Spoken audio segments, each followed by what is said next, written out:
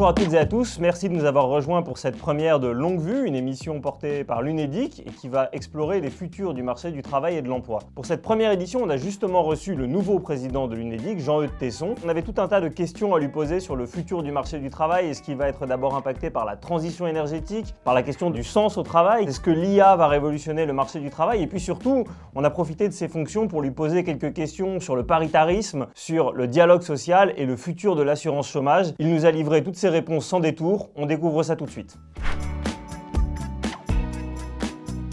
Vous avez connu deux vies professionnelles, vous avez groupe familial Tesson qui fait du conditionnement et logistique pour le marché du vin, qui est un groupe centenaire, donc le temps long c'est quelque chose que vous connaissez bien et entreprise que vous avez transmis à votre tour. Et puis par ailleurs, depuis une douzaine d'années, vous êtes très investi dans le dialogue social avec un certain nombre d'acronymes qu'on pourra présenter. Peut-être juste un mot sur le titre de cette émission, Longue Vue. Le temps long, c'est quelque chose qui est une espèce de leitmotiv dans votre carrière? Alors c'est plus facile de parler de temps long quand on a 67 ans que quand on a 20 ans. Parce qu'on a des références derrière soi, alors que, par définition, quand on a 20 ans, on ne sait pas ce qui va se passer. Mais en tout cas, je peux parler de temps long, effectivement, parce que je suis resté 40 ans dans l'entreprise familiale, en accompagnement de mon père, puis en lui succédant. Et puis, j'ai eu des mandats, par exemple, président de mon organisation professionnelle pendant 30 ans, de ma fédération professionnelle pendant 30 ans. Peut-être que c'est une erreur et qu'il fallait mieux laisser la place à d'autres, mais en tout cas, ça s'est fait comme ça. Et puis, depuis effectivement 12 ans, j'ai des mandats dans la protection sociale. Et c'est des périodes suffisamment longues pour pouvoir être un bon observateur de ce qui se passe, bien mesurer les enjeux et avoir le temps pour agir. Ça, c'est important parce que même si les mandats à l'Unédic, c'est des mandats de 2 ans, on ne peut pas... surtout si on vient d'ailleurs, si on ne connaît pas, on n'a pas le temps et de comprendre et d'agir. Donc ce temps long est un temps qui me parle.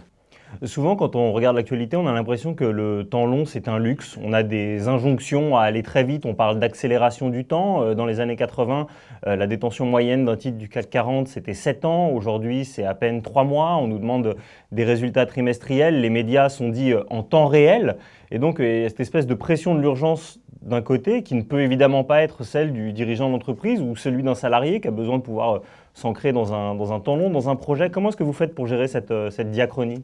Ce que vous décrivez, c'est plutôt la situation d'entreprise, d'une économie financiarisée, avec, et c'est normal compte tenu de la structure, des engagements pris par des dirigeants vis-à-vis d'actionnaires, etc. Et donc, il faut des résultats assez vite. Il y a aussi souvent des effets de levier qui sont nécessaires pour rembourser des dettes d'acquisition, des choses comme ça. Mais la chance, c'est qu'on s'intègre dans un temps long. Et je suis assez attentif à ce qui se passe, parce que j'ai des responsabilités aussi au sein d'une association qui s'appelle Family Business Network France, qui regroupe des entreprises familiales. Et je mesure la chance qu'ont ces entreprises de pouvoir s'inscrire dans le temps long. Et c'est du temps... long qui se succède de génération en génération, avec comme différence avec des économies classiques que l'exigence de retour sur investissement, c'est assez peu présent dans les entreprises familiales, parce que je suis stupéfait au fur et à mesure que j'en rencontre d'autres dans le cadre de cette association, de voir que souvent des générations ne se seront jamais servies de dividendes.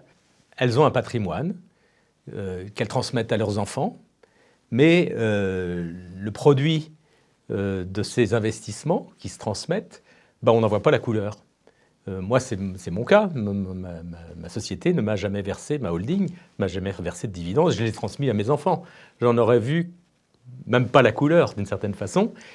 Et du coup, la notion de temps long, c'est très particulier aux entreprises familiales, mais c'est une chance parce que ça donne le temps de se poser, d'avoir une stratégie sur du long terme. Et ça donne aussi le temps, et c'est surtout vrai maintenant, de s'arrêter pour regarder quelles sont les attentes des futures générations. Et aujourd'hui, les attentes des futures générations dans le monde de l'entreprise, elles sont énormes. Et ça tourne beaucoup autour du sens, le sens du travail, mais le sens aussi de la détention de capital entreprise. Moi, ça me frappe, mais ça me laisse plein d'espoir parce que ces préoccupations des jeunes ouvrent beaucoup de nouveaux champs de réflexion, de nouveaux champs pour entreprendre aussi. Donc en tout cas, c'est plutôt réjouissant. C'est-à-dire le temps long n'est pas synonyme d'un arrêt ou d'un temps lent. Voilà. Merci beaucoup pour cette leçon de sagesse. On reviendra tout à l'heure effectivement à cette question du sens et des nouvelles générations, c'est très important. Mais avant d'arriver aux jeunes, commençons par le marché de l'emploi lui-même. On dit, un peu comme pour l'écologie, qu'il est actuellement en transition, qu'il y a un grand chambardement dans l'employabilité, dans les compétences, dans les manières de recruter. Vous voyez ça comme une révolution ou une évolution ? Alors, je pense que c'est une évolution, mais si l'évolution va très vite, ça devient une révolution. Un peu par définition. Ce que j'observe, c'est que la question de l'emploi, elle a été présente de tout temps dans l'économie. Mais si on revient à l'origine, l'emploi, ou en tout cas, on va dire le travail, parce que ce n'est pas forcément un emploi, il a toujours été présent dans la vie des habitants de notre planète. Il a fallu travailler pour se nourrir, nourrir sa famille.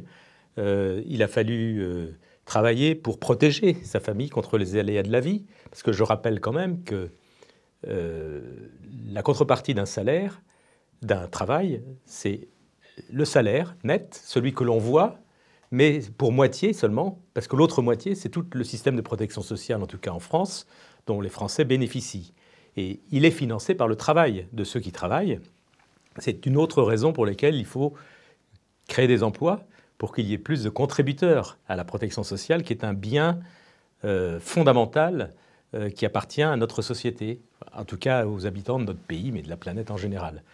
Et dans ce contexte-là, il y a beaucoup de changements parce que la relation au travail change, parce que les technologies évoluent très vite, parce qu'il y a eu la mondialisation, parce qu'il y a eu la pandémie il n'y a pas longtemps, et ce n'est pas anodin, qui a créé aussi de nouvelles relations au travail. Et moi, je suis extrêmement sensible à cette question du sens. C'est-à-dire, quand je travaille, ça a quel sens pour moi? Est-ce que je suis le breadwinner, celui qui apporte le pain à sa famille? Ou est-ce que je peux donner un autre sens? Est-ce que je suis contributeur à la richesse du pays? Voilà, donc toutes ces questions-là peuvent se mélanger, mais en tout cas, je ne sais pas si ça bouge vite, si ça évolue vite. Mais en tout cas, il y a des facteurs extrêmement variés qui rendent ces évolutions très complexes à comprendre. À vous entendre, on voit qu'il y a effectivement beaucoup de changements sur pourquoi on travaille. On se repose beaucoup plus ces questions et je crois que c'est très sain. Mais à tous les Cassandres qui annonçaient la fin du travail ou autres, vous répondez que heureusement que non, puisque c'est ça qui finance la protection sociale et vous y êtes très attaché avec vos mandats. Oui, et puis avec toutes les conséquences que ça peut avoir, c'est-à-dire dès lors qu'un système est financé par le travail, ça légitime les partenaires sociaux pour piloter ces régimes. Alors, et on voit bien dans les évolutions qu'il y a eu, la sécurité sociale, où les partenaires sociaux ont perdu de leur pouvoir, ça correspond aussi au moment où tout n'a pas été financé par le travail. Par exemple, la CSG, bien sûr, est nourrie par le travail, parce que la CSG sur le salaire est importante, mais c'est l'ensemble des revenus. Et donc, ça aussi, ça fait perdre du sens.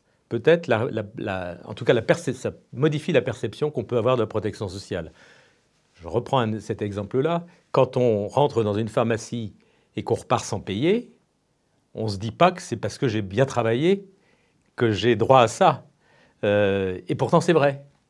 Et surtout, on ne sait pas combien ça coûte à la protection sociale, c'est-à-dire à ce système qui, au départ, est assurantiel et dans lequel il y a une dose de solidarité qui n'a cessé de s'amplifier. Et c'est peut-être justement ça le problème aujourd'hui, c'est que on est en train de basculer de régime de protection sociale purement qui n'a jamais été purement assurantiel, mais était principalement assurantiel, avec une part de solidarité importante. Je ne dis pas qu'il faut mettre de côté la solidarité, simplement, ça change les choses et ça peut aussi changer la gouvernance. Donc il y a un équilibre très fragile. On sent que c'est évidemment des sujets qui vous passionnent. On le disait en ouverture, vous êtes tout nouveau président de l'UNEDIC depuis 2024. On va voir comment est-ce que vous abordez ce mandat. Mais une question très personnelle, je sais que vous avez plein de hobbies par ailleurs, notamment la voile. Vous êtes un marin expérimenté. Vous auriez pu prendre beaucoup de temps pour vous. Vous avez choisi, et ça n'est pas neutre, de consacrer énormément de temps à ce mandat à la tête de l'UNEDIC. Pourquoi est-ce qu'on devient président de l'UNEDIC ? Le 31 janvier 2024, Jean-Eudes Tesson a été nommé à la présidence de l'UNEDIC. en sachant que depuis 2022, il en assurait la vice-présidence, et donc aujourd'hui, c'est son premier mandat de président. Alors, depuis que je suis rentré, depuis toujours, je crois, j'ai été invité à prendre des responsabilités. Quand j'étais étudiant, j'étais militant dans l'association des élèves. J'étais dans l'équipe de France de planche à voile. J'ai créé une association de propriétaires d'une certaine marque. Et puis après, j'ai été invité à m'investir dans mon syndicat professionnel, à prendre des responsabilités dans le monde de la recherche, de l'enseignement supérieur. J'ai présidé une grande école. Et en fait, ça n'a jamais été une recherche pour moi, un besoin. J'ai simplement répondu favorablement à des sollicitations. Alors, c'est pour ça que je me suis laissé entraîner, peut-être avec comme difficulté un moment d'être capable de dire non. Enfin, j'étais incapable de dire non. Du coup, j'ai pris beaucoup de responsabilités parce que je ne disais pas non. Mais maintenant, c'est plus facile d'avoir un temps choisi depuis que je suis retraité, parce que je sais que je n'ai pas forcément les mêmes moyens, la même énergie, encore que j'essaye de la cultiver, cette énergie. Ça a l'air d'aller, oui. Je vous rassure. Mais c'était aussi lié à mon tempérament, c'est-à-dire que quand quelque chose ne me convient pas, plutôt que de râler, je prends les initiatives pour corriger. C'est pour ça que j'ai créé beaucoup d'entreprises et beaucoup d'associations dans des domaines très variés. Et pour les mandats protection sociale, et donc, puisque j'avais cet engagement, on dirait, j'ai toujours passé à peu près le tiers de ma vie professionnelle à d'autres choses que mon entreprise. Et je me suis retrouvé donc dans la protection sociale il y a 12 ans, quand on m'a proposé de prendre le MEDEF m'a proposé de prendre la présidence de ce qui s'appelait à l'époque l'ACOS, qui est devenu Caisse nationale des URSSAF, ou URSSAF Caisse nationale. Je ne connaissais même pas le nom de l'ACOS, j'étais jamais rentré dans une caisse de sécurité sociale, et je me retrouve président d'un organisme qui collecte pas loin de 600 milliards d'euros, le tiers du PIB de la France, c'est pas rien, enfin oui, 30%, 28% exactement. Et puis président de l'Union des caisses nationales de sécurité sociale, c'est-à-dire l'ensemble des branches qui constituent la sécurité sociale. J'y ai pris beaucoup d'intérêt et de plaisir, parce que j'ai rencontré des gens formidables, que ce soit dans les organisations professionnelles paritaires, OS ou organisations patronales, mais aussi dans les directions où j'ai toujours été assez bluffé par le professionnalisme, la compétence et surtout l'engagement, et à tous les niveaux. Donc, quand on est embarqué, qu'on y trouve de l'intérêt et du plaisir, qui est un peu mon critère, je ne sais pas si je dirais qu'on a envie que ça continue quand ça s'arrête, parce que ça s'arrêtait forcément, parce que les mandats de présidence de Caisse nationale de sécurité sociale, c'est 2 mandats de 4 ans maintenant, mais moi j'en aurais fait 2 fois 5. Et puis, comme j'avais un peu de temps, puisque je prenais ma retraite, je me suis mis à disposition sans savoir ce qu'on allait me proposer. Et donc, on m'a proposé l'UNEDIC. Vous aimez bien le risque? Oui. J'aime bien l'aventure, on va dire. Mais, parce que c'est une sorte d'aventure, mais c'est pas... je dirais pas que c'est pas que j'aime le risque, parce que, franchement, j'aime la complexité plutôt. Parce que tout ça est complexe. Mais je n'ai pas le sentiment de prendre un risque. En tout cas, je ne suis pas un héros. Avant de venir au mandat qui va être le vôtre, un mot sur la notion de temps long et de dialogue social, de parité. Avant vous, la précédente présidente était issue des organisations syndicales, de la CFDT en l'occurrence. Vous-même, vous êtes membre du MEDEF et vous redonnerez les clés de l'UNEDIC après vos mandats à nouveau à une organisation syndicale. Qu'est-ce que ça vous inspire, ces alternances, cette obligation de discuter avec des gens avec qui on ne partage pas nécessairement tout? Alors, déjà, ce n'est pas une vraie alternance dans la mesure où la présidence de l'UNEDIC, mais d'autres organismes paritaires, c'est une présidence constituée d'un président et d'un vice-président, chacun d'eux étant issu d'organisations patronales et syndicales salariées. Et donc, mais néanmoins, c'est plus une coprésidence. Donc quand on transmet les clés, ce n'est pas exactement ça, on transmet le titre plutôt, parce que, et c'est ça la richesse du paritarisme, compte tenu du fait qu'il y a cette succession et qu'on est amené un jour à devenir vice-président de celui qui était notre vice-président, devenu lui-même président, ça oblige à... Enfin, on anticipe, on se met plus facilement à la place. Et du coup, on construit l'avenir ensemble. Et c'est ce que j'observe dans beaucoup d'instances. Mais surtout, ce n'est pas que la présidence de ces organismes, c'est des bureaux, c'est des conseils d'administration paritaires. Et là, je suis assez bluffé. Mais je continue à l'être. Je l'étais il y a 12 ans, mais je continue à l'être en constatant que ce sont des cadres dans lesquels ce sont des personnes qui se sont réunies, des personnes qui se respectent, qui sortent de leur posture pour être dans des relations entre humains, on va dire. Et dans la démocratie sociale, celle à laquelle je participe, on a une obligation de recherche soit de consensus, soit de compromis. Je fais la différence. Dans un consensus, il y a une convergence de vues et finalement, on arrive à avoir, grâce aux échanges, grâce aux sensibilités diverses, à avoir cette convergence dans les solutions. Le compromis, c'est un peu plus difficile parce que dans une négociation, je prends l'assurance chômage, il y a forcément des intérêts qui sont inverses, c'est-à-dire quand le patronat revendique quelque chose, une baisse de cotisation, ça va être au détriment des salariés, et inversement. Donc à partir du moment où mais c'est entendu, c'est-à-dire cette différence d'appréciation, c'est un postulat. Et donc ça oblige à rechercher un compromis, c'est-à-dire ménager les intérêts des uns et des autres. Et ça, il n'y a qu'une seule solution pour le faire, c'est d'échanger, c'est de se parler. Et on se parlera d'autant plus facilement que dans les couloirs, ailleurs que dans l'enceinte de la négociation, il y a ce respect, voire cette amitié entre les personnes qui permettent de se dire les choses, de s'écouter, voilà.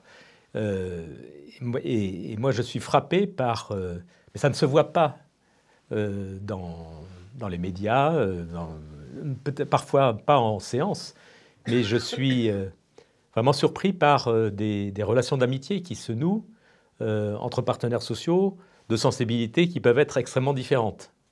Donc ça c'est une richesse. Et puis moi, ça me fait plaisir. C'est ça aussi qui donne de l'intérêt. J'ai des amis dans chaque organisation. Alors maintenant qu'on comprend mieux effectivement pourquoi est-ce que vous avez accepté cette mission, un petit mot qu'on comprend mieux aussi le discours de la méthode, ce qui vous anime, un petit mot sur votre feuille de route. Évidemment, il faut rester très prudent quant à l'avenir. On sait que c'est une matière incertaine. Mais donc il y a 2 ans qui s'ouvrent devant nous. Comment est-ce que vous voyez ce mandat? Alors il faut préciser le rôle de l'UNEDIC versus le rôle des partenaires sociaux. Même si, en apparence, c'est l'UNEDIC qui est responsable de l'assurance chômage en France, même si l'UNEDIC délègue à 2 opérateurs, l'un l'URSSAF pour le recouvrement des cotisations et à Pôle emploi devenu France Travail le versement des indemnités chômage, ce n'est pas l'UNEDIC qui fixe les règles. Ce sont les partenaires sociaux qui négocient. Alors on les retrouve à l'UNEDIC, c'est en général les chefs de file de l'UNEDIC, qui négocient ces règles, qui les soumettent à l'État qui doit les agréer. Je ne vais pas rentrer dans le détail, mais ces négociations se font sur la base d'une lettre de cadrage désormais qui est envoyée par l'État, qui dit voilà globalement ce à quoi je vous demande d'arriver. On négocie dans le cadre de ces règles, de cette lettre de cadrage, et puis l'État après vérifie si les règles sont conformes à la lettre de cadrage ou pas. Et il en découle une convention d'assurance chômage, qui est la partie plus officielle et publique, enfin opposable. Et l'UNEDIC est chargé de mettre en œuvre ces accords. Donc en fait, la gouvernance de l'UNEDIC est bien distincte, même si c'est les mêmes personnes, de cette gouvernance qui prépare les accords, qui les négocie. Donc aujourd'hui, la feuille de route de l'UNEDIC, elle est plus liée, elle n'est pas tellement politique, encore que, mais elle est plus liée à la mise en œuvre des règles actuelles, décidées, on va dire, conjointement par l'État en réalité et les partenaires sociaux. On est plus dans du tripartisme, et en accord aussi avec la feuille de route de Pôle emploi dans ce domaine-là, de France Travail, puisqu'il y a une convention tripartite qui lie l'État, l'UNEDIC et France Travail, pour la mise en œuvre de la mission de France Travail vis-à-vis de l'UNEDIC, c'est-à-dire de verser des indemnités de chômage et d'appliquer les règles. Donc, ce n'est pas tellement sur ces sujets-là de règles d'assurance chômage que l'avenir un peu incertain se profile, c'est plutôt sur la situation financière, parce que nous avons aussi à financer le régime, grâce à des cotisations qui sont des cotisations patronales d'une part, et autrefois des cotisations salariales qui ont été transformées en CSG. Donc en réalité, c'est l'État qui nous reverse de la CSG, donc c'est l'État qui cofinance. Mais ce sont des sommes d'argent qui sont importantes. Le Covid a fait que le chômage partiel a coûté extrêmement cher, générant un déficit de l'UNEDIC important, une dette colossale qu'il nous faut désormais rembourser. Et pour rembourser une dette, il faut faire des excédents. Donc la stratégie financière de l'UNEDIC, approuvée par le conseil d'administration, décide de la façon d'organiser tout cela.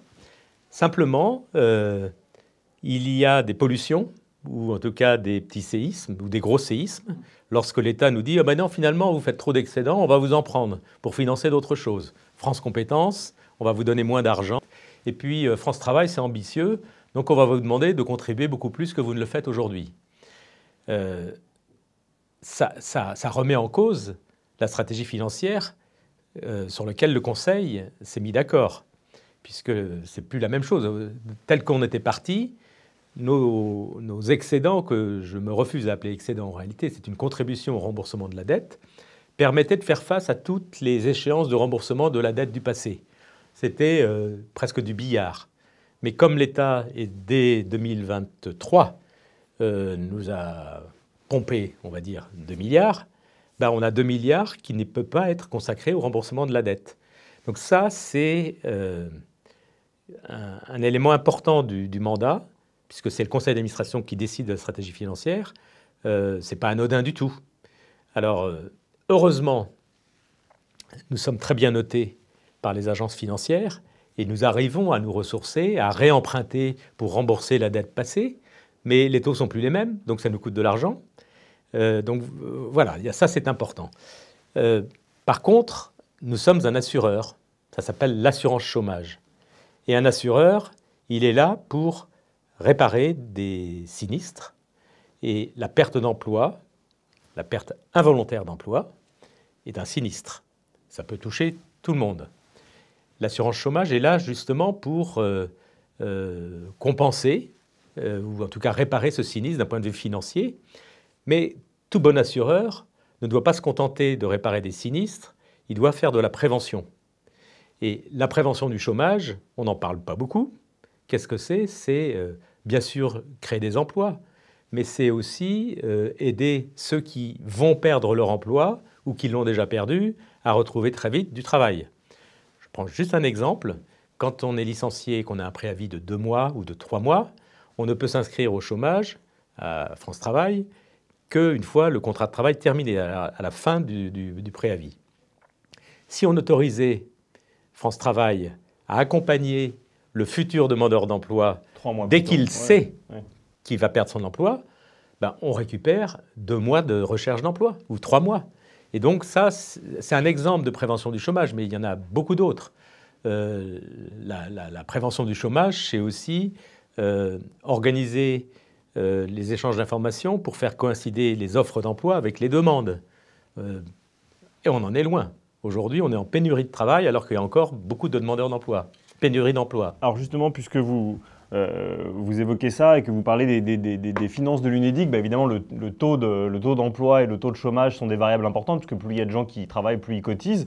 Je voudrais que vous regardiez l'évolution du taux de chômage depuis 1975 qui s'affiche sur vos écrans. On voit que le plein emploi que les économistes situent entre 4 et 5% n'a jamais été atteint. Là, depuis quelques années, il y a une baisse. On nous explique que là, depuis 1 ou 2 trimestres, ça remonte légèrement. Évidemment, vous, ça impacte directement la gestion de vos comptes. Comment est-ce que vous voyez l'avenir, tout simplement ? Alors, ça impacte 2 fois, puisque si le chômage baisse, le montant des dépenses de l'UNEDIC baisse, mais si ça baisse, c'est normalement parce qu'il y a eu des créations d'emplois qui vont générer des cotisations.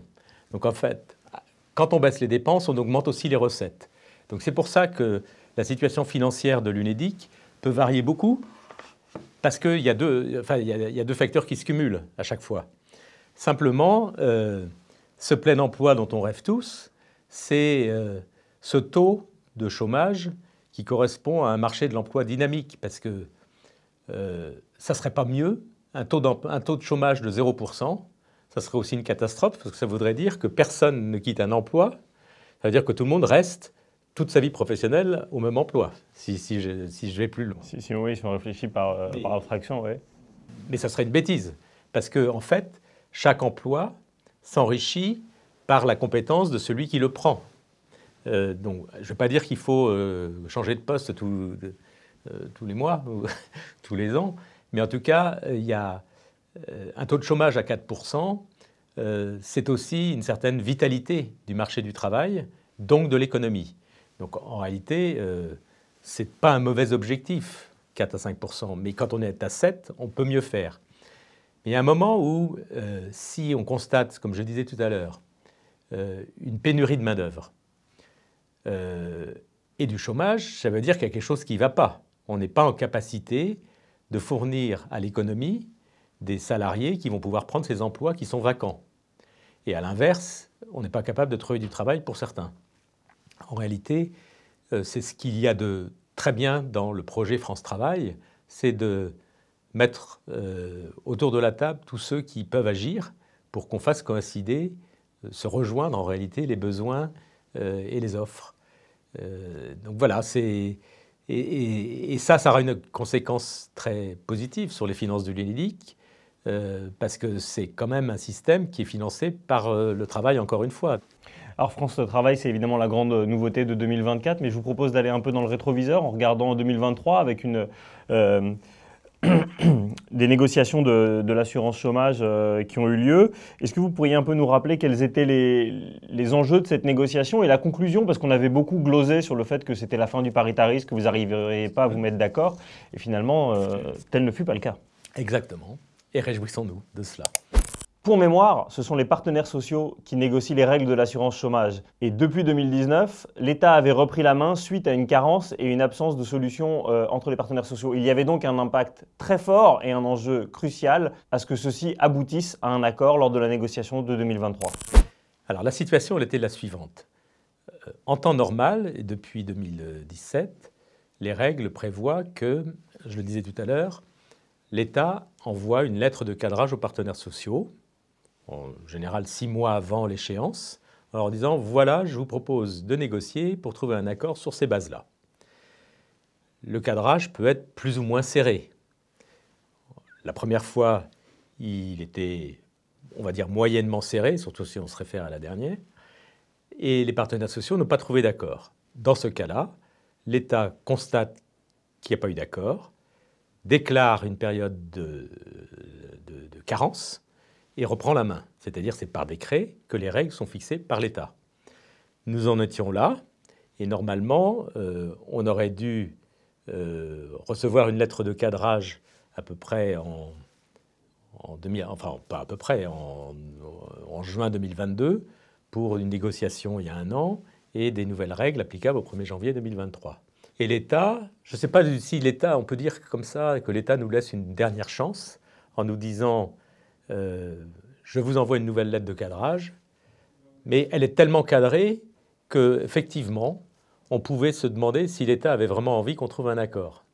Et peut-être que l'État a fait le pari qu'on n'allait pas trouver d'accord, puisque non seulement cette lettre de cadrage confirmait les règles de durcissement dictées par l'État, mais voulait plutôt les aggraver. En tout cas, oui, c'est à peu près ça.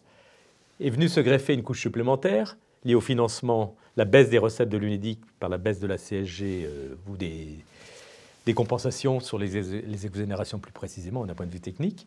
Et puis, il y avait eu l'augmentation de la contribution de l'UNEDIC au financement de France Travail. C'était mal parti. Mais, et c'est ça la richesse du paritarisme, on a quand même, puisqu'on est dans une même économie, il y a une vraie solidarité entre le monde patronal et le monde syndical. C'est-à-dire que nous avions des intérêts communs pour pouvoir aboutir. Et ça ne veut pas dire que c'était simple, mais on a réussi à trouver un accord qui était un mélange de consensus et de compromis. Encore faut-il que l'État agrée, c'est-à-dire considère que c'est conforme à la lettre de cadrage. Et c'est là qu'il y avait une subtilité, parce qu'il y avait des dispositions concernant les seniors que l'État nous demandait de retenir. Nous, on s'est contenté de chiffrer à 440 millions l'économie sur le régime senior, demandeur d'emploi. Et l'État a dit « Non, moi ça me va pas, vous ne dites pas comment vous allez y arriver ». Je simplifie, mais pour que ça soit plus facile à comprendre. Et donc l'État a refusé d'agréer tant que, dans l'accord senior qui est en cours de négociation, les partenaires sociaux n'ont pas dit comment ils comptent arriver aux 440 millions d'économies pour les seniors dans les règles d'assurance chômage. Donc nous en sommes là, la négociation est en cours et on ne sait pas ce que l'État, si un accord qui aura des conséquences sur l'accord chômage, assurance chômage, on ne sait pas si ça conviendra à l'État. Et l'État peut dire, finalement non, on n'est pas satisfait, ça ne va pas du tout, donc on déclare une nouvelle fois la carence et on va en faire qu'à notre tête. Ça, c'est la vraie menace, puisque vous me parliez de ce qui pouvait se passer pendant mon mandat, la vraie menace pour, j'ai envie de dire l'économie, mais pour l'UNEDIC, c'est que les partenaires sociaux soient une nouvelle fois dépossédés.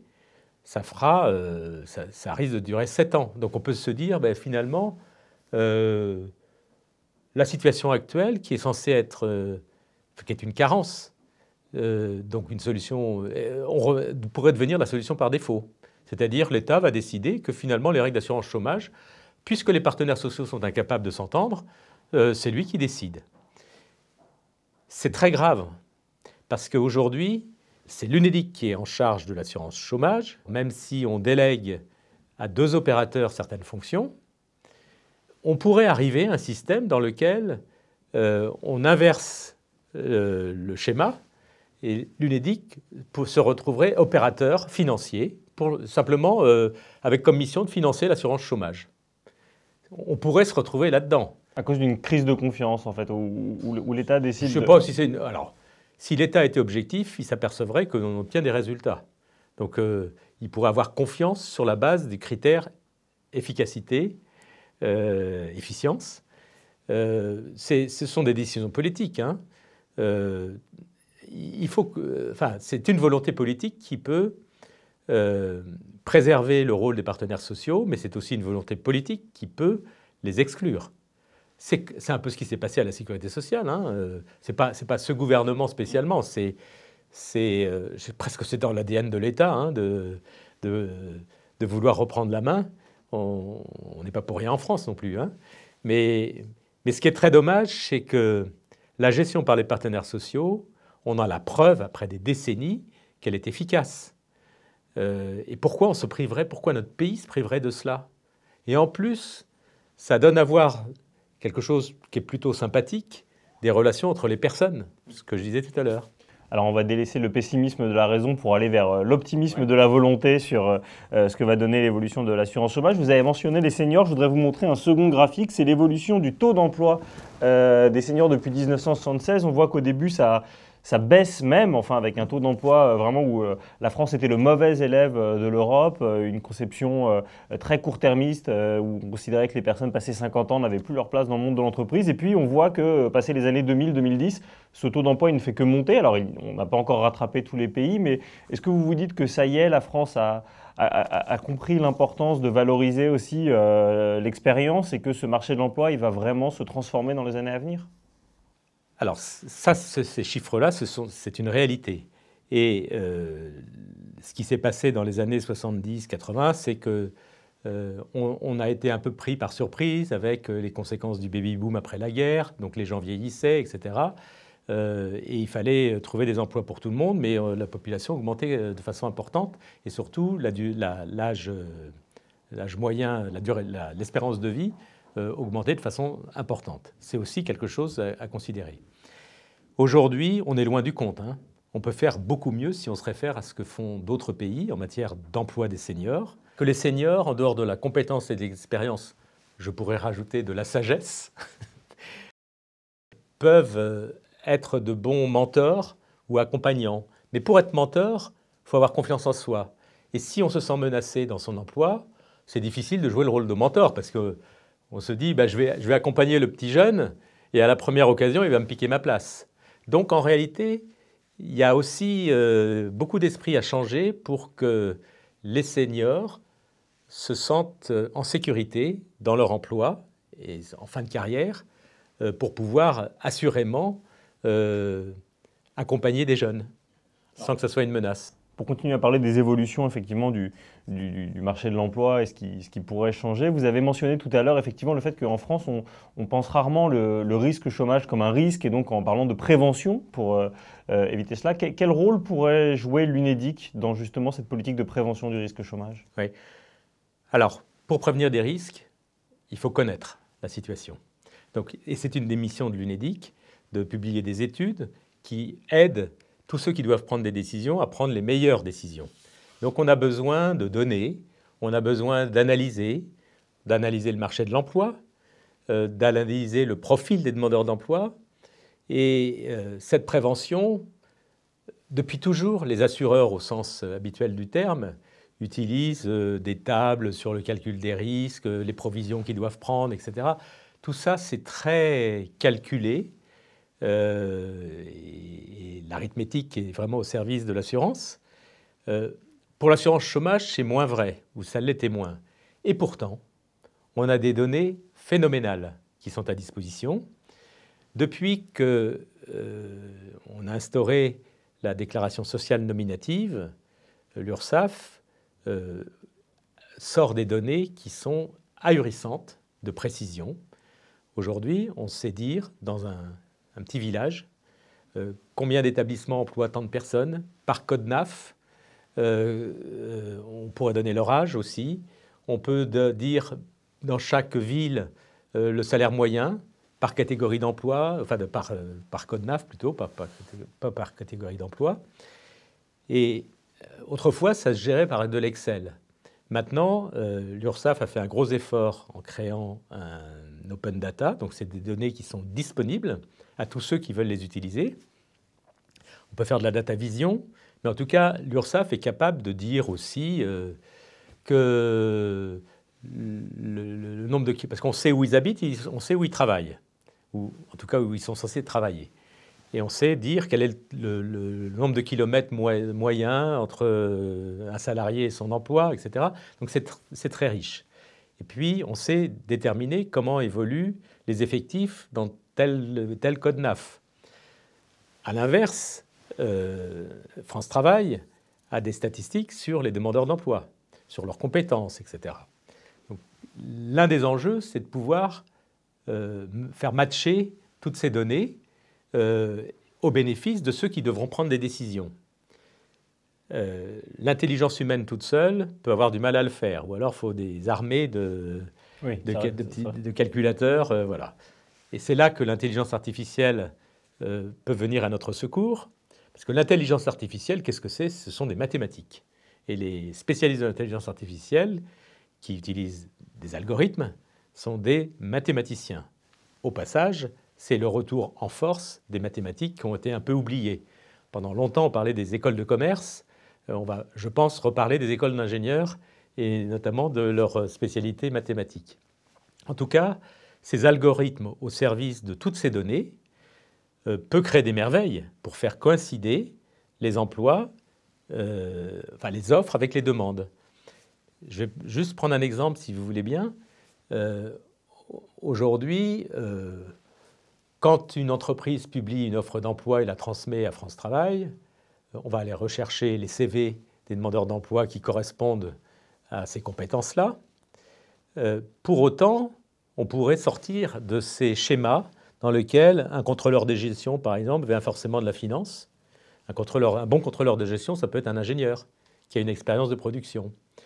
Et l'intérêt de l'intelligence artificielle, c'est que du côté des offres d'emploi, on peut élargir le recrutement à des tas de compétences ou d'expériences, ouvrir, voilà, aller récupérer les données de ceux qui sont demandeurs d'emploi. Enfin, même dans la présentation du poste, on dit on offre le recrutement, non pas à tel profil, mais on offre le recrutement et voilà les compétences dont on a besoin. L'intelligence artificielle va aller chercher ces compétences dans toute la base des demandeurs d'emploi, par exemple. À condition aussi que du côté des demandeurs d'emploi, on ne valorise pas seulement le diplôme, on s'intéresse à l'expérience, mais en allant plus loin, plus en détail dans l'expérience. L'expérience, ce n'est pas seulement le nom d'une société sur un bulletin de salaire. C'est la réalité du travail qui est faite. Donc peut-être qu'il va falloir mieux documenter l'expérience d'un demandeur d'emploi. Et puis il y a aussi le comportement des personnes. On ne va pas forcément mettre en ligne tous les tests de personnalité. Ce serait un peu lourd. Ça serait un peu lourd, mais par contre, l'intelligence artificielle peut aller scanner tout ça et puis finalement ramener à certains emplois des personnes qui en seraient éloignées.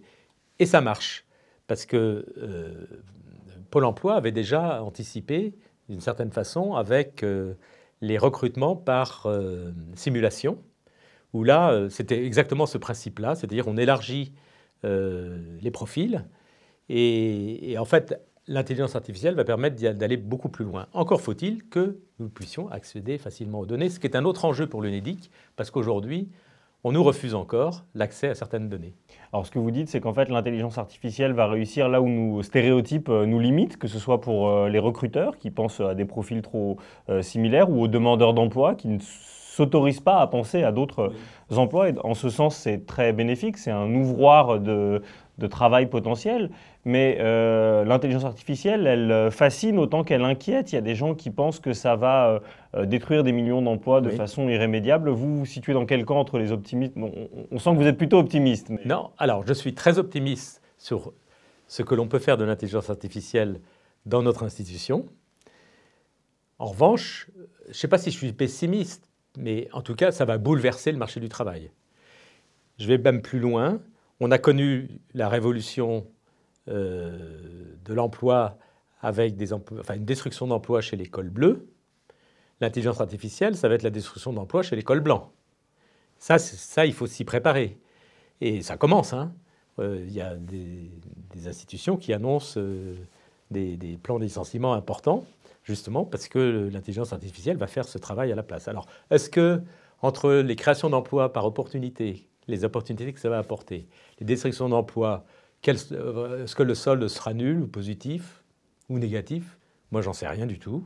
Simplement qu'il faut se préparer à cette grande mutation dans le travail. C'est-à-dire qu'en fait, est-ce que ça pose la question du temps de travail aussi. C'est-à-dire, est-ce que en travaillant 2 fois moins, on va produire 2 fois plus? Si c'est possible, pourquoi pas, hein? Il y a une chose à laquelle je ne crois pas, c'est qu'on puisse vivre sans travailler. Ça, c'est la limite, mais elle est importante, hein.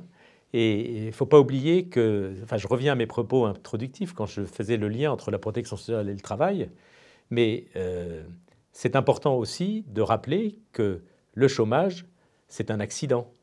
C'est le chômage auquel on s'intéresse, c'est la perte d'emploi involontaire. Ce n'est pas le choix de vie.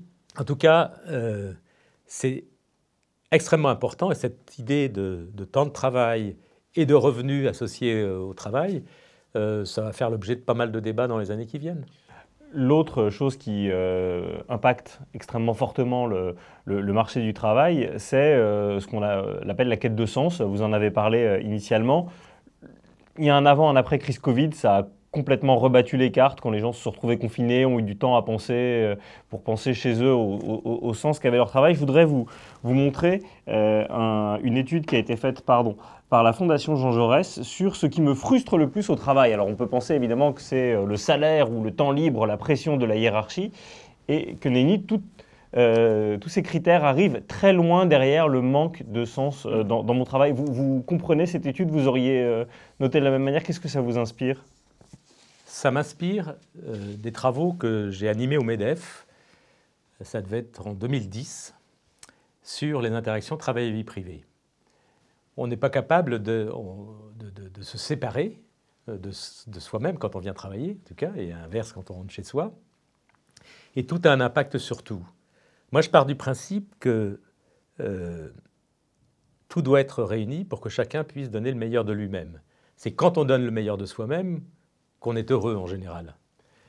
Parce que sinon, ça crée des frustrations et puis c'est un cercle vicieux. C'est-à-dire que si on ne donne pas le meilleur de soi-même, on peut être malheureux, et si on est malheureux, on ne donne pas le meilleur de soi-même. Et en réalité, alors on parle de bonheur au travail, de bien-être au travail, de happiness officer, etc. Mais en réalité, moi, ce qui m'intéresse, c'est pas de pouvoir jouer baby-foot au travail, sur le lieu de travail. C'est la façon, encore une fois, par le management, de permettre à chacun de donner le meilleur de lui-même. C'est-à-dire, si quelqu'un a une difficulté personnelle, ça va impacter son travail. Plutôt que de lui dire tu travailles mal, je veux plus de toi, peut-être l'inviter à aller et lui donner les moyens d'aller réparer ce qui ne va pas. C'est très difficile parce qu'il y a un risque d'intrusion dans la vie de la personne, mais après avoir étudié beaucoup ces questions-là, je suis convaincu qu'on peut le faire sans intrusion, en restant à sa place, mais en invitant les personnes à prendre soin d'elles en réalité, et de prendre soin de leur vie. Si ça s'est mis en place, c'est-à-dire si... j'aime bien l'expression « habiter chez soi », parce que, en tout cas, moi, ça évoque quelque chose plutôt de confortable. Et habiter chez soi au travail, c'est plutôt inspirant. Et si on habite chez soi au travail, on produit bien. Et ça contribue à ce que le travail, à donner du sens à son travail. Mais en fait, le sens du travail, c'est important. Mais en réalité, pour chacun de nous, le plus important, c'est le sens qu'on veut donner à notre vie. C'est ça qui nous motive. Et c'est ça, les grands questionnements, c'est souvent quand on n'arrive pas à trouver du sens à notre vie. Le sens qu'on donne à notre travail, ou que d'autres nous aident à donner à notre travail, contribue à donner du sens à notre vie. Et pour moi, c'est majeur. Et alors, il y a une évolution. Au moment où on travaille sur les interactions travail et vie privée, on s'intéressait aux jeunes aussi et à la génération Y, avec un besoin de donner du sens criant, auxquels les managers n'étaient pas habitués. Pourquoi ils n'étaient pas habitués? Parce qu'autrefois, dans le management, ça était basé sur le pouvoir, et le pouvoir était basé sur la détention d'informations. J'ai du pouvoir sur toi parce que je suis capable de te donner de l'information. Oui, une organisation très verticale, quoi. Voilà. Mais tout ça, ça a sauté complètement, c'est-à-dire les codes ont changé, les managers ont été dépourvus parce qu'ils voyaient le pouvoir leur échapper, et on leur demandait en plus d'être attentifs à la quête de sens de leurs salariés. Ça faisait beaucoup. Mais aujourd'hui, et le Covid a bouleversé sans doute, a fait prendre conscience de tout ça. Et ce besoin, alors il y a une étude qui a été faite par Nicole Notat et Dominique Sénard, avec un rapporteur qui s'appelle Jean-Baptiste Barvetti, qui est remarquable. C'est très très intéressant, et ça montre effectivement que ce besoin de sens, il est là, ce n'est pas une vue de l'esprit. Et si on retrouve sur ce diagramme le manque de sens comme frustration la plus importante, ça correspond exactement à ce qui a été étudié. Alors après, comment on fait pour donner du sens? Je pense que c'est... Le sens, d'ailleurs, ça se comprend dans plusieurs sens. C'est à la fois la direction et la signification. On peut le comprendre de deux façons. En fait, le sens au sens direction, c'est tu me demandes de travailler pour toi, mais où nous emmènes-tu?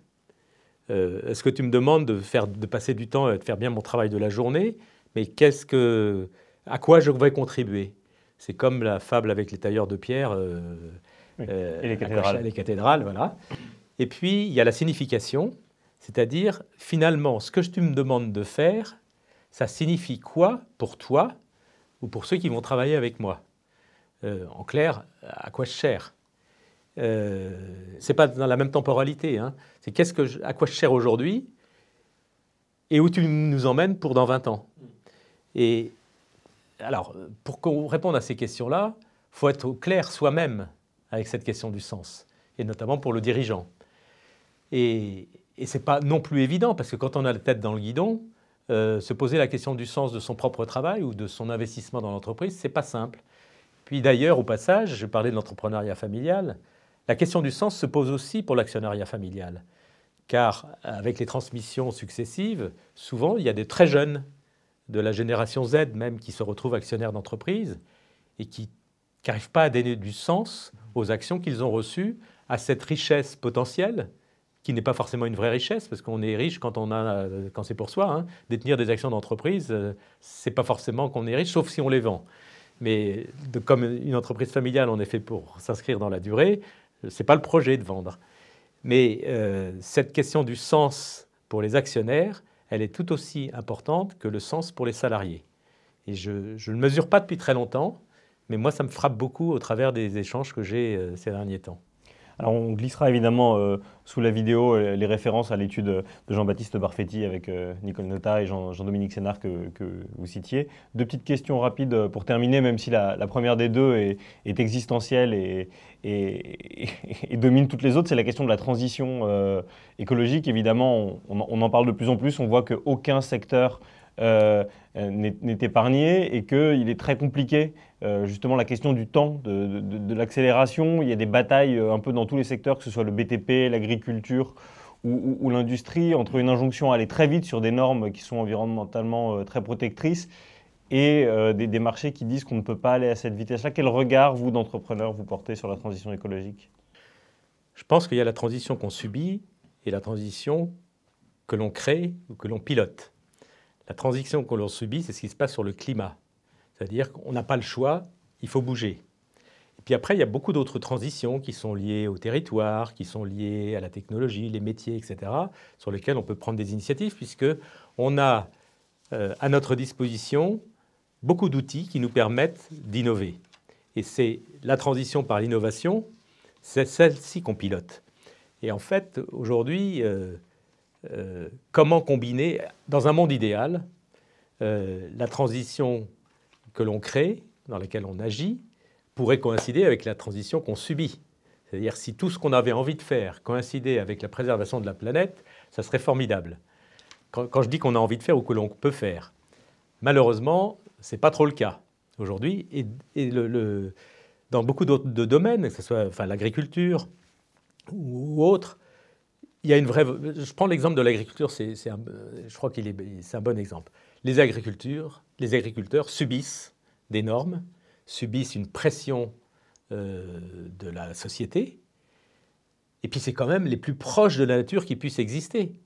Et donc ils ont envie de pouvoir vivre correctement de leur travail, de façon la plus saine possible pour eux et pour la population. Mais comment concilier tout ça? Et c'est là qu'il y a une course-poursuite en quelque sorte, qui se fait entre les exigences et les outils dont on dispose pour innover. Parce que si on pouvait produire des quantités très importantes de quoi nourrir la planète sans abîmer la même planète, ça serait extraordinaire. Moi, je suis optimiste, je pense que ça sera possible un jour.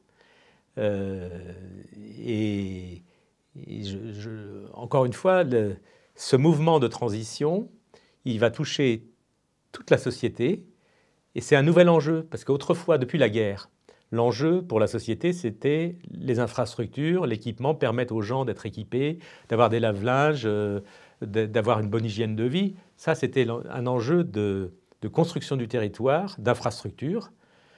Là, on est plutôt bien lotis maintenant et l'enjeu, ça va être les transitions, y compris dans les territoires. Parce que ces territoires qu'on a voulu équipés, qu'est-ce qu'ils vont devenir demain? C'est un des grands enjeux, avec des conséquences sur l'emploi qui sont énormes.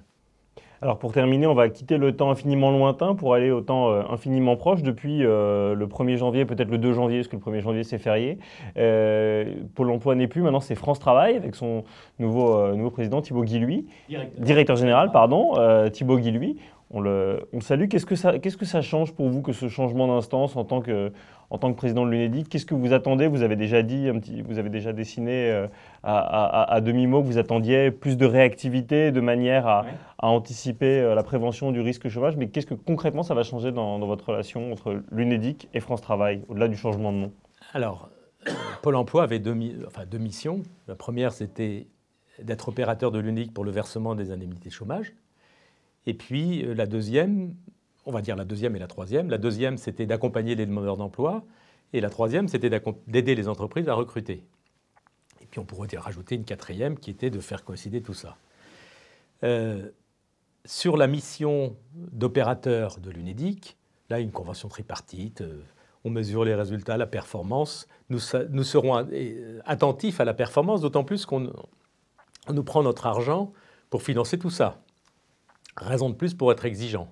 Donc, on en parle avec Thibaut Guilluy. Il n'est pas opposé à ce principe. C'est-à-dire, on dit parfois qui paye décide, mais en tout cas, qui paye surveille au moins. Si on arrive à mettre ça en place, ça sera très bien, avec des indicateurs de performance qui seraient de vrais indicateurs sur cette prestation pour le compte de l'UNEDIC. Et puis à côté de ça, c'est tout ce que j'ai décrit en parlant de la prévention du chômage. Nous sommes ensemble acteurs. Il a dans sa gouvernance des partenaires sociaux qui vont jouer leur rôle. L'UNEDIC et France Travail peuvent coopérer justement pour mieux connaître le marché du travail et de l'emploi. Donc je suis plutôt confiant. Écoutez, en tout cas, merci beaucoup de vous être livré au jeu du temps long pour cette première de longue vue. On voit que quand même il y a des maîtres mots qui sont là chez vous, la constance et l'optimisme. Donc merci beaucoup pour cette bouffée d'optimisme et très bonne journée à vous, Jean-Yves Tesson. Merci à vous.